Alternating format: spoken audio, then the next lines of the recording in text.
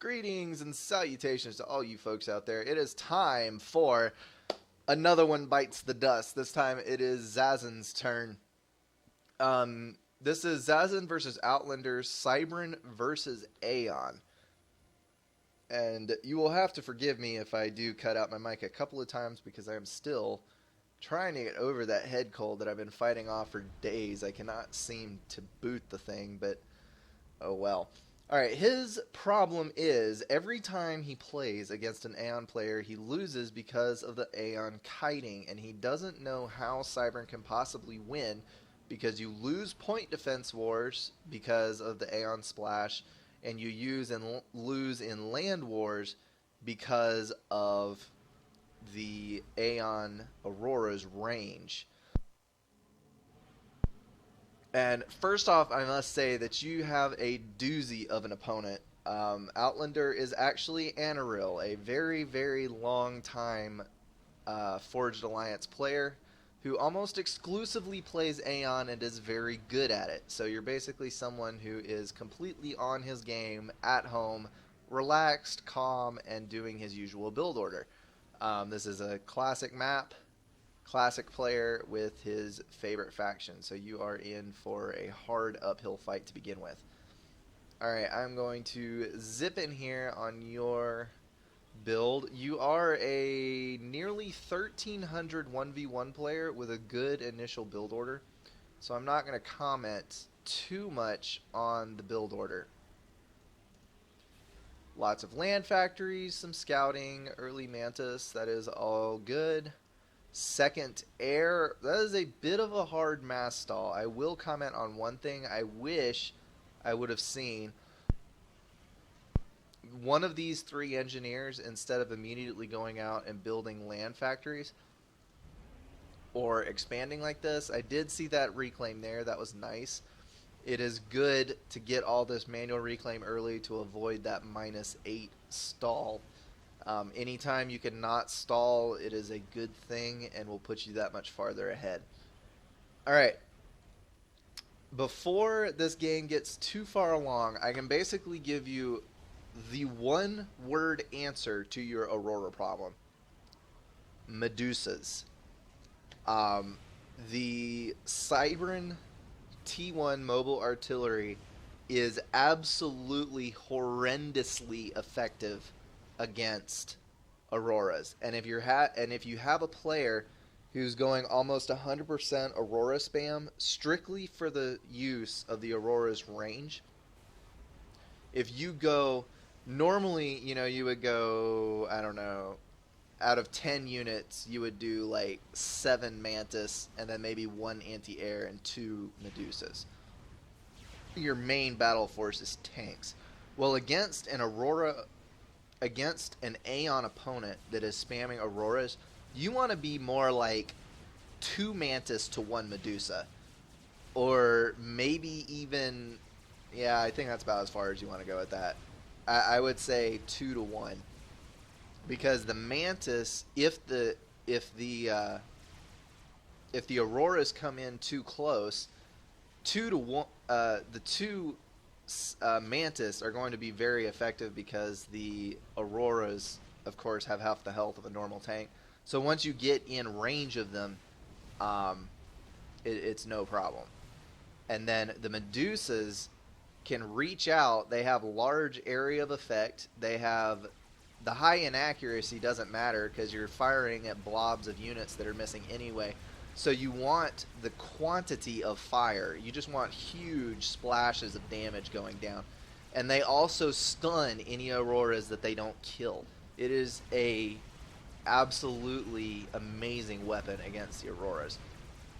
But only the auroras. I would not recommend, 33% Medusa spam against any of the other factions. So what we're seeing here is he is kiting just out of reach of your tanks and slowly picking them off. There's a artillery or 2 in the bunch. Alright, the other thing that you can do against an Aeon opponent, which is a little bit harder to do, but is absolutely every bit as effective, if not more so, T1 bombers. If you can secure air control, which you've got a pretty good handle on it right now, I would invest mass in T1 bombers because of the low HP.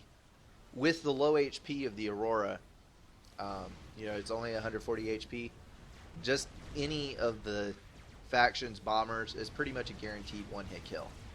So T1 bombers, even if it's a throwaway unit, if you only drop one bomb and you can kill like 2 or 3 tanks with it, it was worth the bomber just to throw it away, let it die to interceptors. Of course, if you can get more than one pass, that is always better, but alright, like in this mix right here,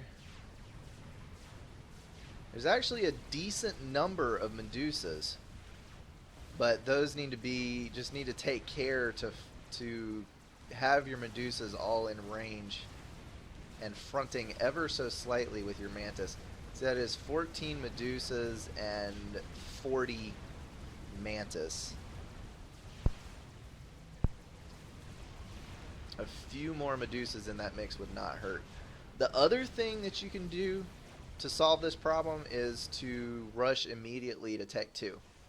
Hoplites and stealth are amazing versus Auroras. The hoplites just have such huge range, and they're very fast. So you can kite the Auroras even better than the Auroras can kite your tanks. If you have the mass, which you do, you were stalling for quite a while, but this is a good eco right here. If you have the mass, an early jump to T2 is definitely the way to go. Basically, what Anaril is doing right here, Outlander is doing, is he is suckering you. He is letting you push in and hold positions, and he is slowly but surely eating your units, and then he's going to reclaim them in a little bit. He's already double your reclaim values. See all these engineers over here? He is taking your own mass and using it against you, holding in a whopping, that looks like an average of about 80 mass per tick income, reclaiming insane amounts. Pushing up on 5k reclaim while you only have 1500.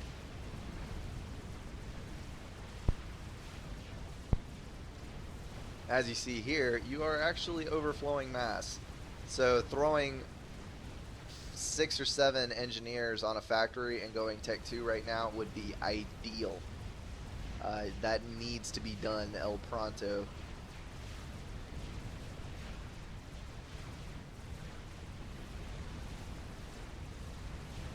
And you can see how he's using T1 bombers against you. That is what you should be doing to him.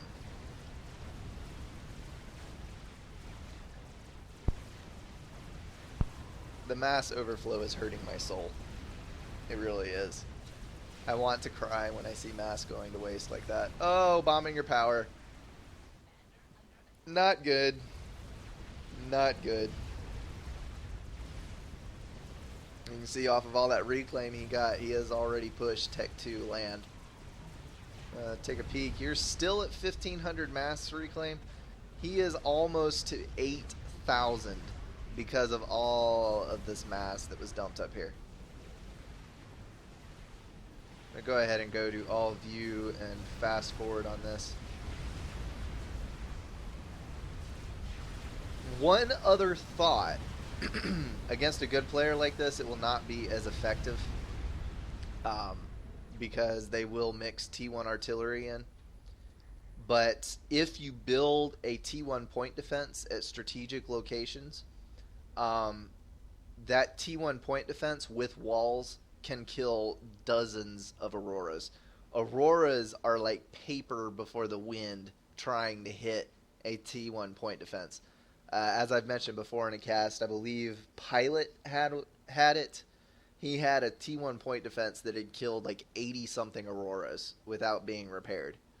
So, I mean, by all means, if you have a position that you want to hold, one tech, 1 point defense, or even if you have Tech 2 tech, that was repetitively redundant. If you have T2, in the area, a T2 point defense would not hurt. Because as Cybern, even though the damage is very low on the Cerberus, the health is very low. I mean, you have 140 health tanks and 100, where's a, and 150 health artillery. So against those, one Tech 2 point defense is actually a really good fallback point. You can get your T1 units, if your point defense is right here, you can get your T1 units right out in front of it and engage in this range, and that Tech 2 point defense will knock out a unit like once every 2 or 3 seconds. Once every 2 seconds, I think. It'll knock out a unit. So that is a huge help. Alright, I hope that helped you, Zazen, and I hope that helped everybody else that was watching this. Maybe it answers your question as to what the hell do I do versus an Aeon opponent because they seem so superior. Well, at Tech 1, they kind of are, to be honest. So you got to find a workaround, but maybe those suggestions will help you out. Alright, that is going to wrap it up for this cast. Thanks so much for watching.